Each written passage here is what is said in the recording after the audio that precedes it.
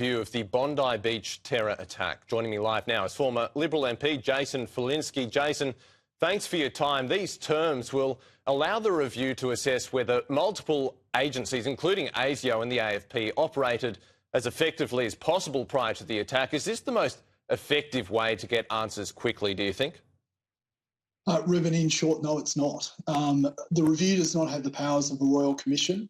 I am someone who has often criticised our sprint to royal commissions as nothing more than the legal fraternity looking for more fees. But if ever there was an example of where the powers of a royal commission were needed, the breakdown in security services, the events that led up to the massacre at Bondi, the anti-Semitism, the institutions that have been allowed to operate and flourish in Australian societies that both empowered and enabled these movements of hate and division to occur requires the power of a royal commission.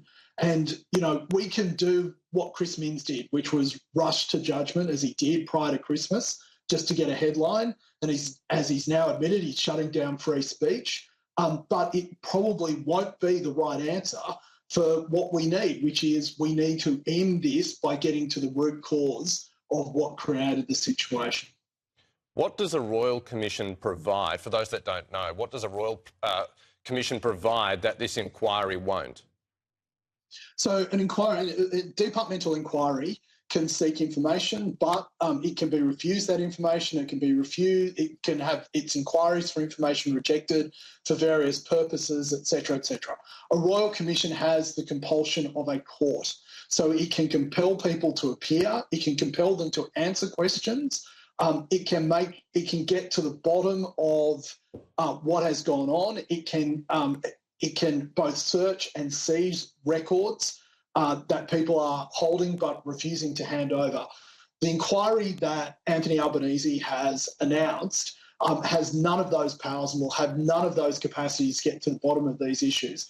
Also, a royal commission can go where it needs to in terms of trying to find the answers to questions. So, for example, if in the middle of the inquiry, as we saw in the Banking Royal Commission, Kenneth Hayne, when asked a question, was able to pull on that thread until he got to the bottom of it. These are why I think that Anthony Albanese and the Labor government is resisting a royal commission, because they're absolutely afraid of where the inquiries might go. Whereas a departmental review, or a departmental inquiry as he is calling it, it has the ability to be limited in scope, and it simply, once you're outside of its terms of reference, it has to stop. There's a fear within the government that a royal commission will give a platform to extremist voices. Is this concern warranted? Well, I mean, it's almost risible. You know, what has been happening in Australia over the last 2 years is the government gave a platform to these divisive voices, to this hate. And, you know, the problem is not that people have a platform to pronounce their views. That's not the problem. You know, as John Stuart Mill said back, 200 years ago, free speech is not the problem. The problem is for evil to prosper does not require good men to do, or good people to do bad things. It just requires good people to do nothing. And that's what's been happening in Australia over the last 2 years. But on top of that, I suspect, and, if we don't have these inquiries, watch the conspiracy theories flourish like mushrooms in the dark. What will happen is that people will start to say, well, what is he hiding and why is he hiding it? And one of the real reasons I think that the Labor Party doesn't want to go the route of a Royal Commission is that it will naturally tend towards where is the money coming from for all these movements.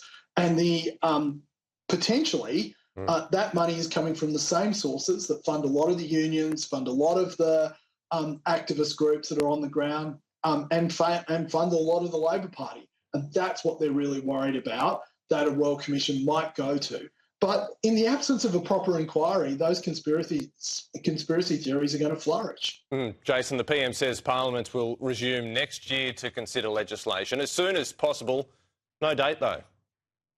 Yeah, well, that's problematic. But what's more problematic is that we are not going through the proper processes to actually get to the root cause of this. So, within a day of the massacre, the Prime Minister was declaring that the problem is gun laws in Australia.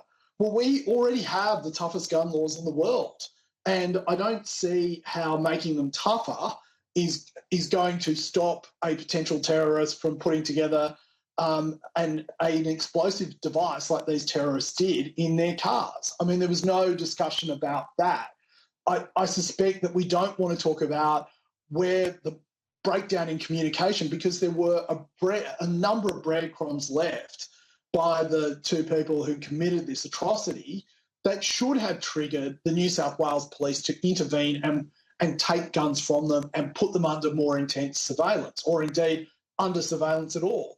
The trip to the Philippines, the flying of the ISIS flag at protest meetings, all those sorts of things in the normal course of events would have been things that would have triggered a security service and a police service response. None of that happened. And a departmental review or inquiry, if you want to call it that, which is just semantics, is not going to get to the bottom of that. So we're going to have, the blind leading the blind if Parliament resumes to, with answers to questions that no one's actually asked. Jason, thanks for your time and perspective. Thanks, Ruben. Really appreciate it.